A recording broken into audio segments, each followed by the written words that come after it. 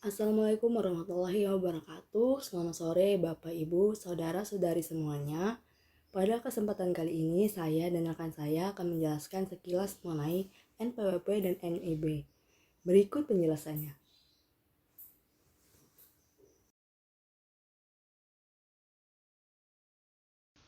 Nomor pokok wajib pajak atau NPWP adalah sarana administrasi perpajakan yang berfungsi sebagai tanda pengenal diri atau identitas wajib pajak.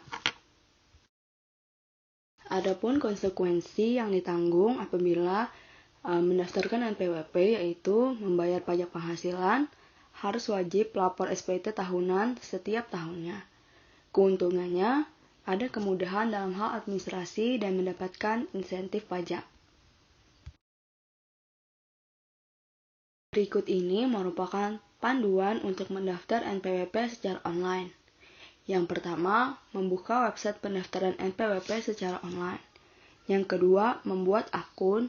Yang ketiga, login ke aplikasi dan mengisi data. Yang keempat, pengiriman data. Yang kelima, menunggu persetujuan. Pertama-tama, kita ke website www.pajak.go.id.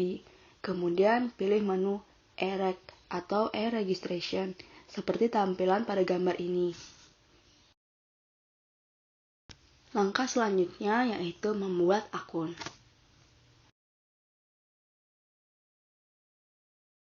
Setelah memilih menu e-registration, maka tampilan halaman akan diteruskan ke alamat erec.pajak.go.id. Sebelum masuk atau login ke aplikasi, maka klik daftar untuk mendaftar.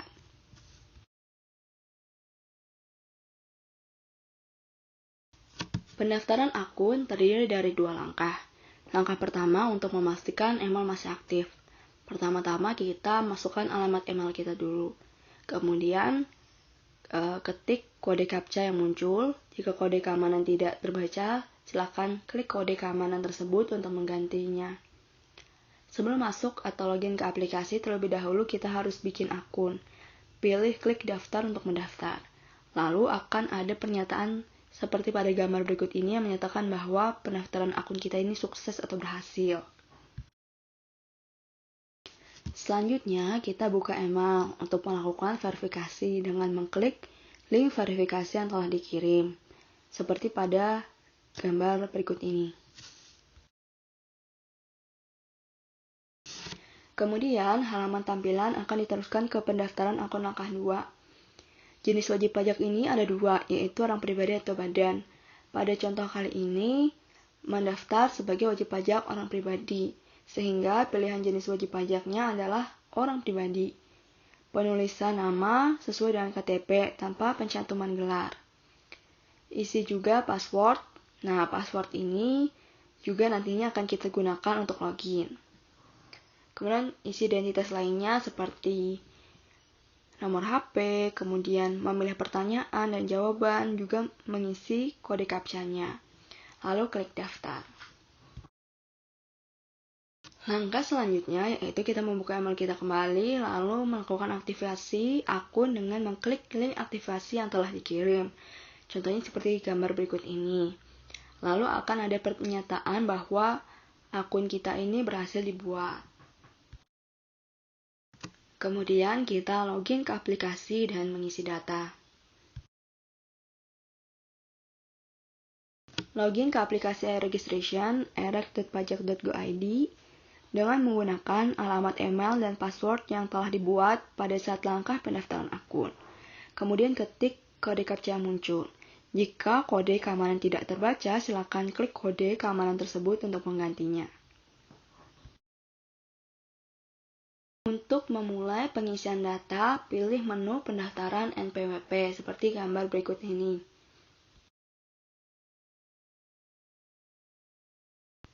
Pada langkah pengisian data ini terdapat 9 tahapan yang harus kita lalui. Yang pertama, pengisian kategori.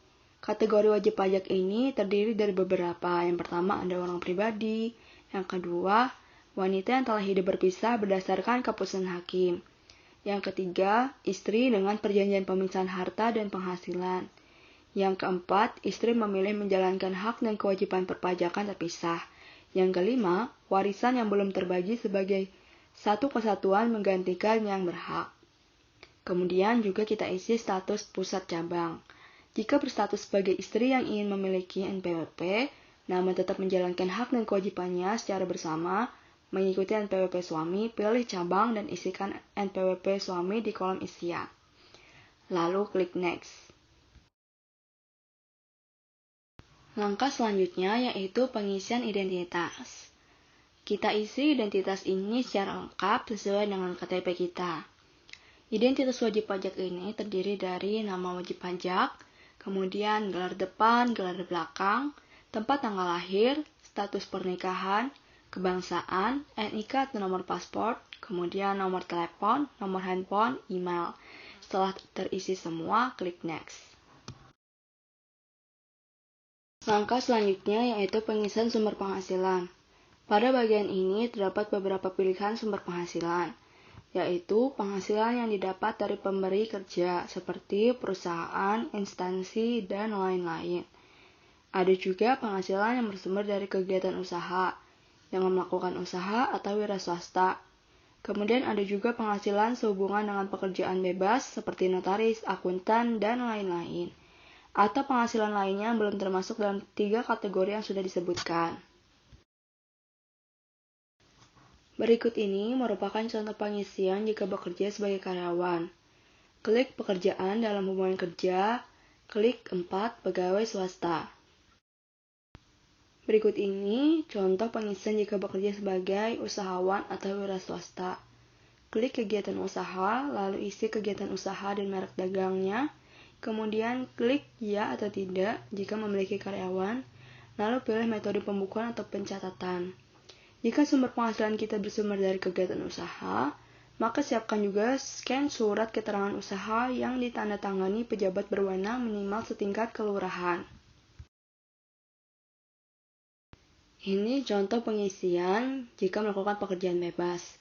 Klik pekerjaan bebas, lalu isi pekerjaan bebasnya dan merek dagang atau usahanya, lalu pilih ya atau tidak jika memiliki karyawan, lalu juga pilih metode pembukuan atau pencatatan. Jenis pekerjaan bebas lainnya sebagaimana diatur dalam Peraturan Menteri Keuangan Nomor 107 PMK titik 011 2013. Langkah selanjutnya yaitu pengisian alamat tempat tinggal kita. Ada jalan, blok, nomor, RT RW, kode wilayah, kelurahan atau desa, kecamatan, kota atau kabupaten, provinsi, kode pos, nomor telepon, nomor handphone. Nah, ini kita isi data sesuai dengan KTP yang masih berlaku. Langkah selanjutnya yaitu pengisian alamat domisili. Klik sama dengan alamat tempat tinggal jika tempat tinggal sekarang sesuai dengan KTP.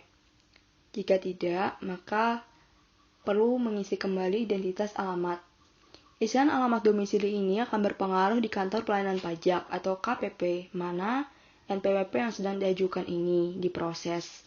Jika alamat domisili berbeda dengan KTP, maka sertakan juga lampiran scan surat keterangan domisili yang ditandatangani oleh pejabat yang berwenang, minimal setingkat kelurahan.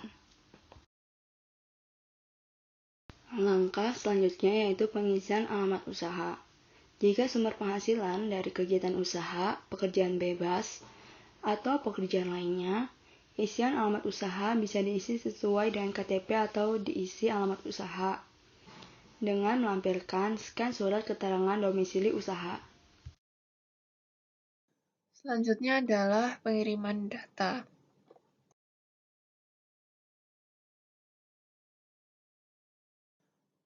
Yang harus diisi pada pengisian info tambahan adalah jumlah tanggungan dan juga kisaran penghasilan per bulan. Jumlah tanggungan ini artinya adalah jumlah orang dalam keluarga yang harus ditanggung biaya hidupnya. Seperti misalnya jika saya adalah seorang kepala keluarga, maka jumlah tanggungan saya adalah anak-anak saya dan orang tua serta ibu mertua saya. Jadi misalnya saya adalah kepala keluarga dengan jumlah anak 2 dan ada ibu serta mertua, berarti jumlah tanggungan saya adalah 2 anak saya ditambah jumlah orang dari orang tua saya dan juga mertua saya. Lalu ada juga kisaran penghasilan per bulan dicentang saja sesuai penghasilan per bulan Bapak Ibu. Kemudian ada juga untuk upload persyaratan. Nah, upload persyaratan ini jika untuk karyawan hanya perlu upload scan KTP saja, tapi jika untuk keterangan usaha seperti usaha UMKM Bapak Ibu, maka diperlukan selain upload scan KTP juga upload scan surat keterangan usaha yang minimal sudah ditandatangani oleh kepala kelurahan. Dan juga apabila tempat usaha Bapak Ibu tidak sama dengan alamat rumah, maka diperlukan surat keterangan domisili. Kemudian adalah pengisian pernyataan. Dengan mengisi pernyataan ini, Bapak Ibu sudah menyatakan bahwa data yang diisikan sejak awal tadi adalah benar dan lengkap adanya.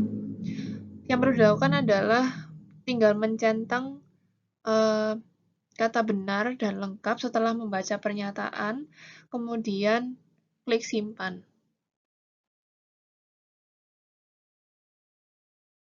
Setelah datanya disimpan, masih ada langkah-langkah yang harus dilakukan. Jadi, bisa menuju ke tampilan dashboard, kemudian melihat ada status pendaftaran NPWP seperti foto yang tertera di slide.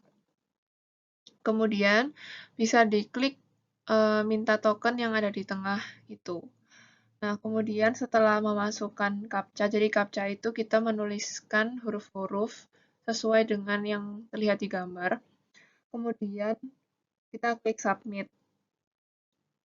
Nah, setelah itu akan ada token yang dikirimkan ke email kita atau email yang kita daftarkan tadi. Nah, token ini adalah seperti sandi begitu yang nanti akan digunakan di langkah berikutnya. Jadi setelah klik submit, maka kita harus mengecek email kita untuk melihat token yang dikirimkan. Nah, saat kita membuka email kita tadi, kita akan mendapatkan email dari pajak, dari e-registration@pajak.go.id seperti yang dicontohkan di foto. Jadi kita buka email kita itu, kemudian kita akan mendapatkan token. Token seperti yang berada di dalam kotak merah tersebut. Nah, kita harus mengcopy token tersebut. Jadi di blok kemudian di copy. Kemudian setelah kita mengcopy token kita dari email yang dikirimkan oleh pajak.go.id tadi, kita kembali ke dashboard, kita buka kembali dashboard pendaftaran NPWP, kemudian kita klik kirim permohonan.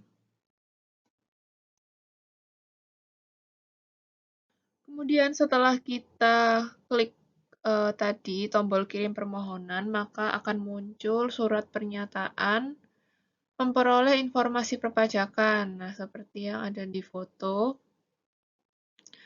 Kemudian kita isikan token yang tadi kita copy, kita paste di tempat isi token. Kita tuliskan persis seperti yang dikirimkan di email tadi. Huruf kapitalnya pun harus sama persis. Dan juga mencentang dua pernyataan yang ada di atas itu, kemudian klik kirim. Nah, setelah itu akan didapatkan notifikasi bahwa kita telah berhasil melakukan permohonan NPWP. Nah, untuk persetujuan atau penolakan dari permohonan NPWP kita ini akan diinformasikan lewat email yang tadi.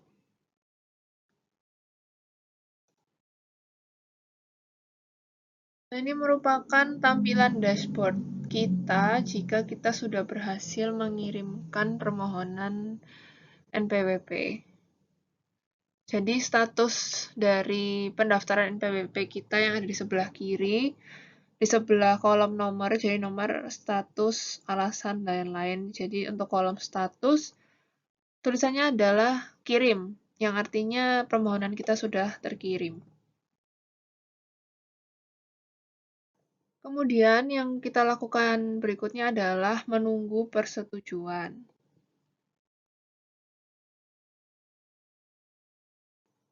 Untuk kabar permohonan NPWP kita disetujui atau tidak disetujui, akan ada pemberitahuannya melalui email yang kita daftarkan. Nah, ini merupakan contoh permohonan NPWP yang sudah disetujui.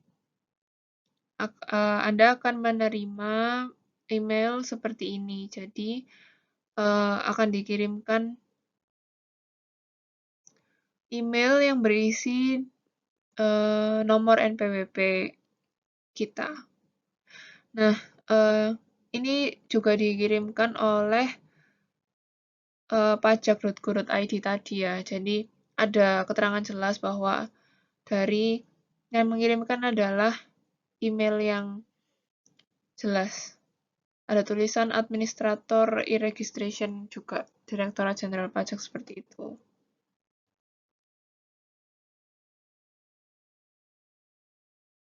Untuk selanjutnya, kami akan membahas sekilas mengenai NIB atau nomor induk berusaha. Jadi, apa itu NIB?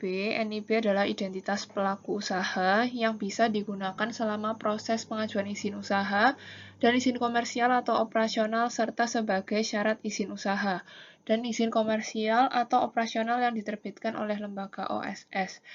Jadi, untuk mudahnya, NIB itu seperti KTP tapi dalam hal berusaha. Jadi, kalau KTP kan kartu tanda penduduk, jadi kita ini punya identitas sebagai warga negara Indonesia, kayak gitu ya. Tapi kalau NIB itu adalah kartu identitas, seperti kartu identitas bagi usaha kita. Jadi usaha kita itu terdaftar, kayak gitu. Usaha kita jadi terdaftar, sehingga untuk mengurus segala sesuatunya, misalnya nanti pemerintah ada memberi bantuan dan lain-lain itu akan menjadi lebih mudah karena usaha kita itu sudah terdaftar di sistem, kayak gitu.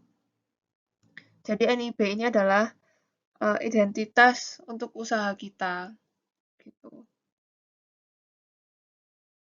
Jadi ini merupakan konsekuensi, keuntungan, serta kelemahan dalam memiliki NIB.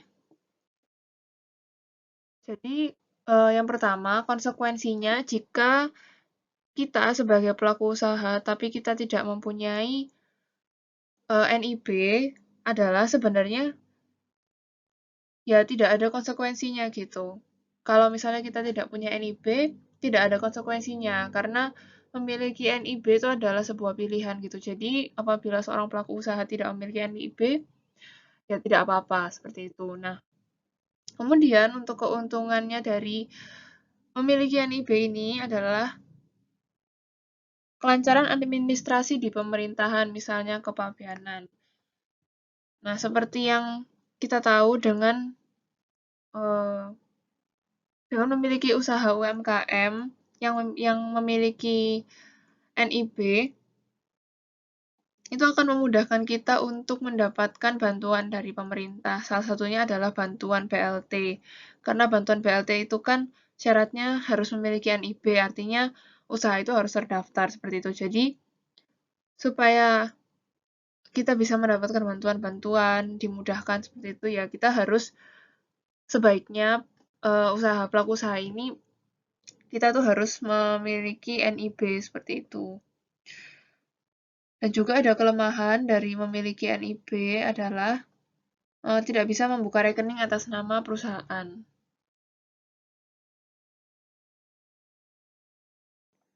Yang bisa mendaftarkan NIB dibagi menjadi dua, yaitu pelaku usaha perseorangan dan pelaku usaha non-perseorangan.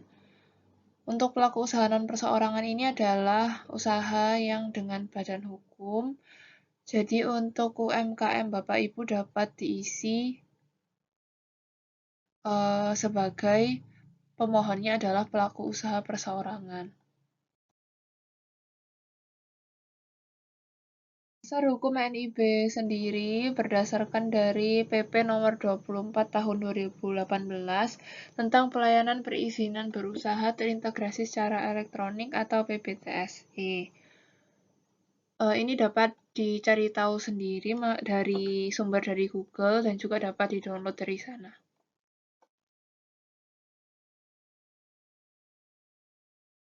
Nah, untuk langkah-langkah mendaftar nomor induk berusaha atau NIB ini dilakukan melalui www.oss.go.id seperti yang dapat dilihat pada tulisan di foto bagian kanan atas. Nah, untuk usaha perseorangan intinya untuk mendaftarkan NIB ini keperluannya adalah KTP, yaitu diperlukan NIK, kemudian NPWP, sudah, hanya itu saja untuk yang perseorangan. Jadi tinggal mengikuti cara-caranya dari website di www.oss.go.id. Sekian video penjelasan mengenai NPWP dan NIB dari kami. Semoga bermanfaat. Terima kasih.